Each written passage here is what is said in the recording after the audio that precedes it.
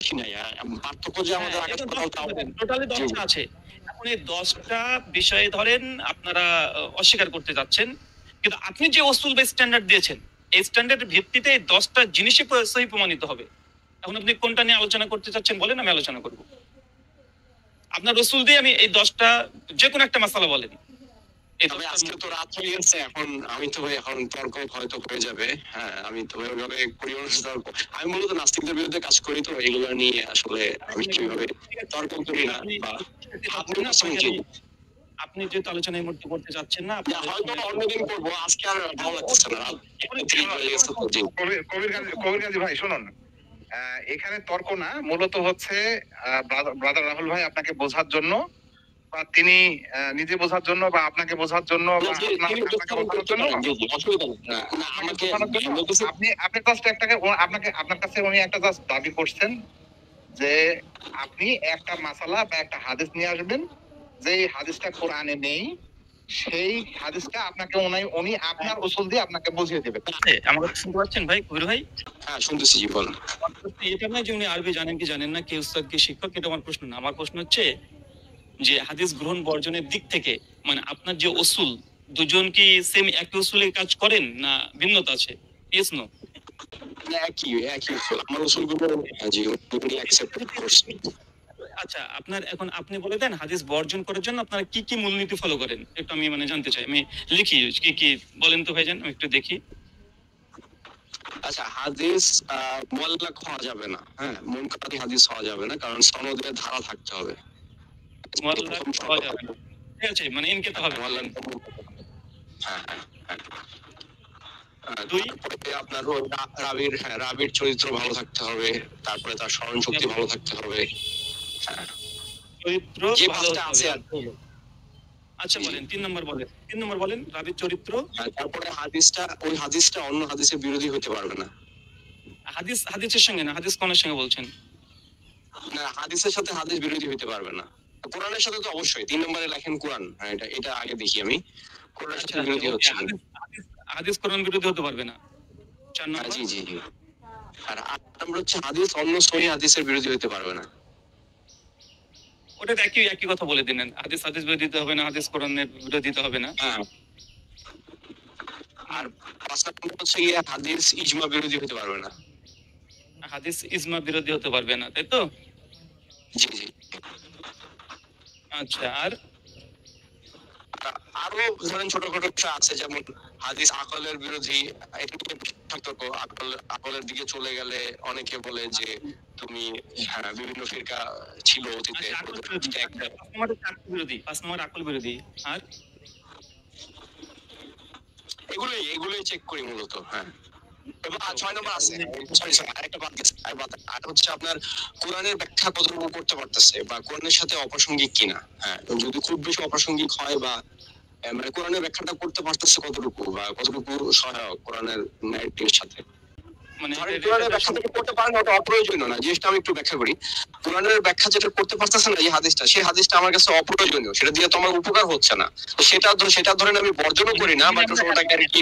এই পয়েন্ট আমরা 6 নম্বর পয়েন্টে এতটুকু বুঝলাম যে যে বিষয়ে কোরআনের ইঙ্গিত নেই, কিন্তু সে বিষয়ে যে হাদিস আছে সেটা আমাদের কাছে গ্রহণীয় নয়। মানে ওটাকে একবারে বাদ দিয়ে দিব তাও না, কিন্তু ওটাকে আমি একটু কম স্টাডি করি বা নিচে রাখি একটু। জি, মানে হাদিসটা জয়ীফ না, তবে আপনার কাছে হাদিস সহির অন্তর্ভুক্ত, তাই তো?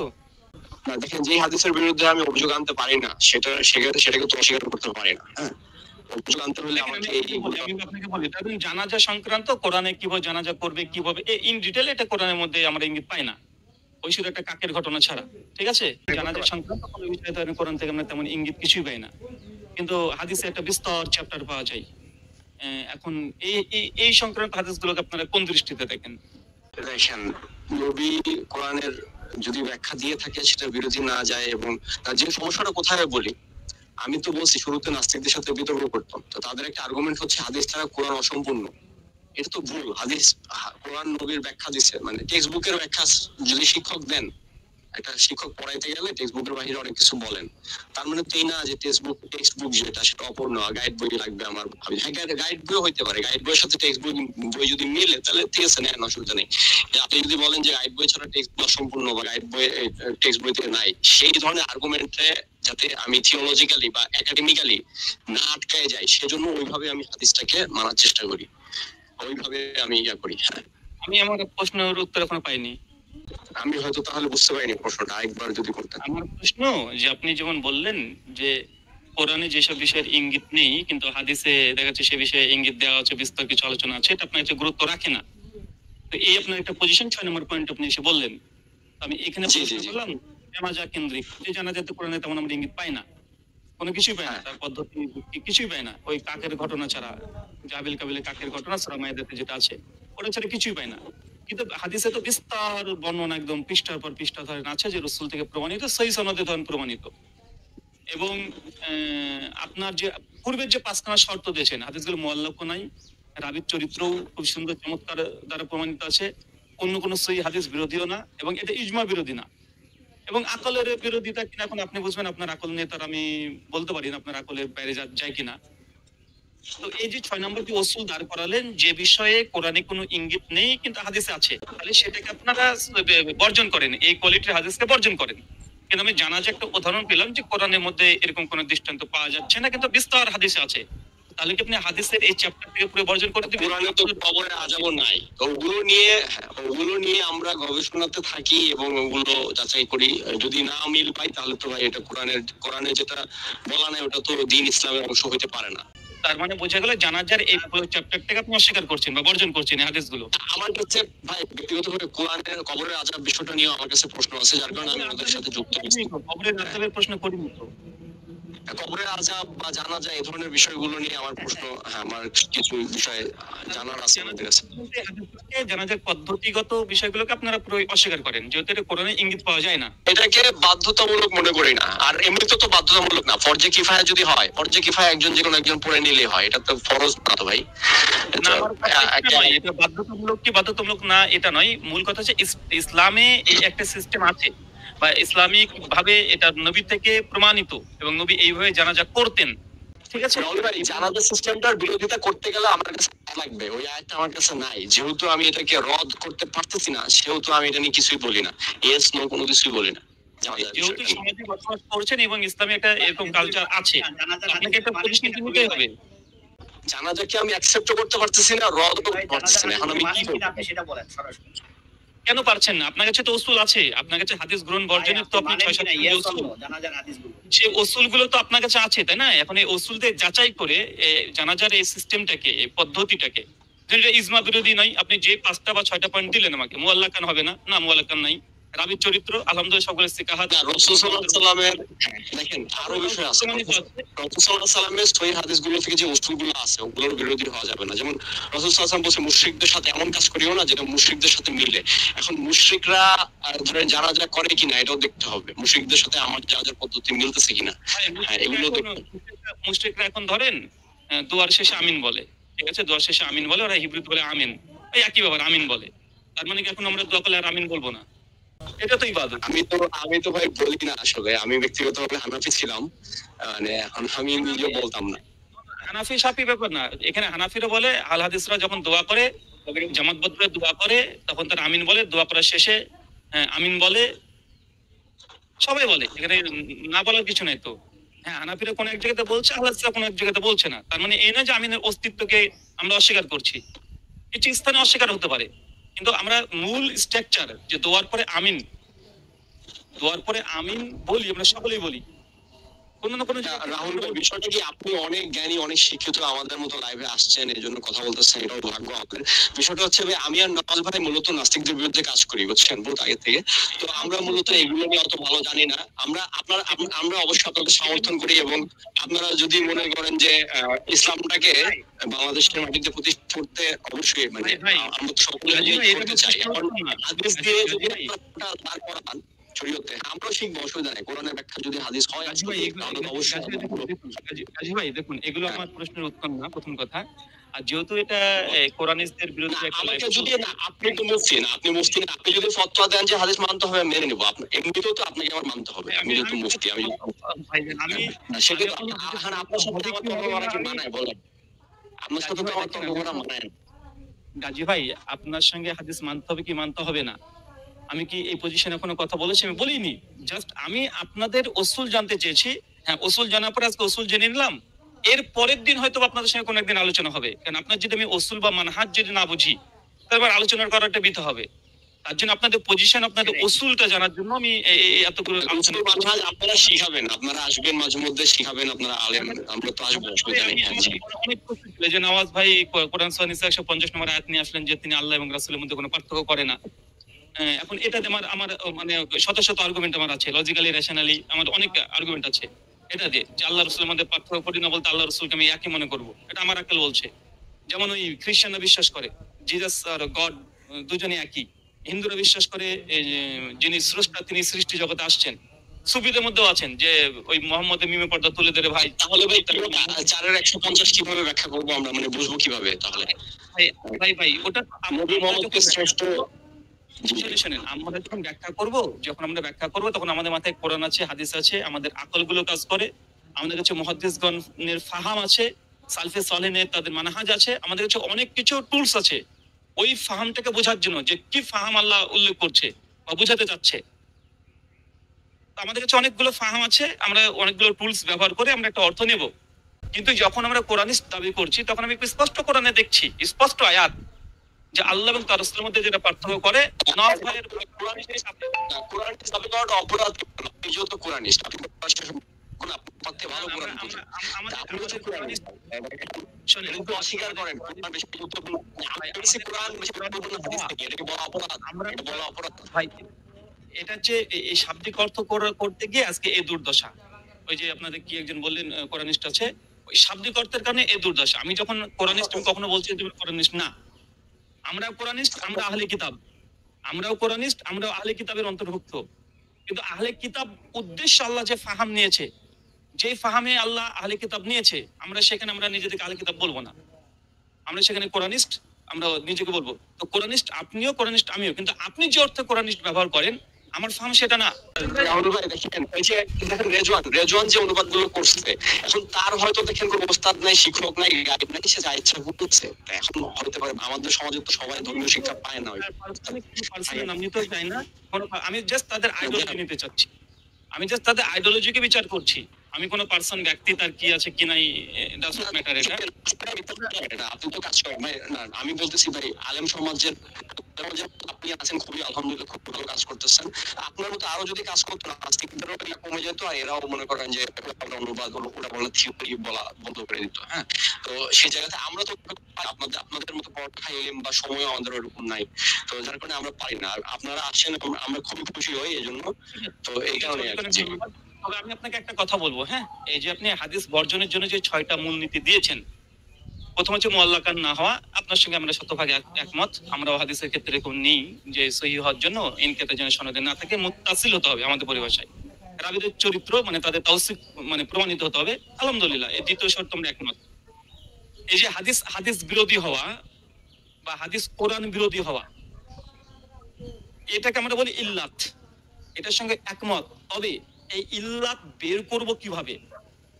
আপনি বের করবেন আপনার আকল দিয়ে না, আমরা এখানে আকালকে শুধু ব্যবহার করি না, আকাল থাকে আমাদের সঙ্গে, সঙ্গে সঙ্গে আরো কিছু টুলস থাকে। যখন আমরা হাদিসকে বর্জন করি সেই সময়তে অবশ্যই আমরা দেখি যে কোরআনের সঙ্গে এটা সরাসরি বিরোধিতা হচ্ছে কি হচ্ছে না।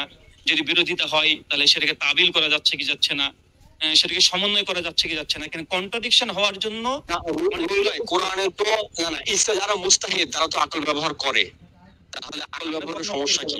অস্বীকার করেছি না, আমরা তো অস্বীকার করি, আমি তো বললাম আমরা আকল ব্যবহার করি, কিন্তু শুধু আকল এই টুলসটাকে ব্যবহার করি না।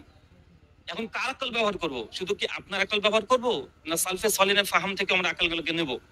না আমি যেটা বুঝলাম সেটা সেই বুঝটাকে নিয়ে রাখলাম, বা মুতাওয়াতির তাওয়াতুর ভাবে যে আকলটা চলে আসছে, যেমন কবরের আযাব সংক্রান্ত, তখন সূরা মুমিনের 100 নম্বর আয়াত দিয়ে সালাফ থেকে খালাফ পর্যন্ত সকলে ওই আয়াতকে দলিল বানিয়েছে কবরের আযাবের জন্য।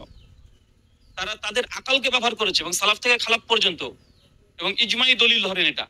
তো আমরা তখন এটাকে আপনার যে উসুল দিয়েছেন ইজমা, যে ইজমার খিলাফ যেন না হয়, তো আমরা এই সালাফদের যে আকাল এটাকে আমরা ইজমার দলিল হিসেবে গ্রহণ করে আমরা কবরের আযাবকে গ্রহণ করতে পারি। জাস্ট এক্সাম্পল, আমি বিতর্কতে যেতে চাই না, জাস্ট আমি উসুলটাকে মানে দেখানোর চেষ্টা করছি যে এই উসুলের ভিত্তিতে। আমি একটু কথা বলবো কবির ভাই, অনেক সময় তো বললেন, আমি একটু কথা বলি, আসতে চাইলাম।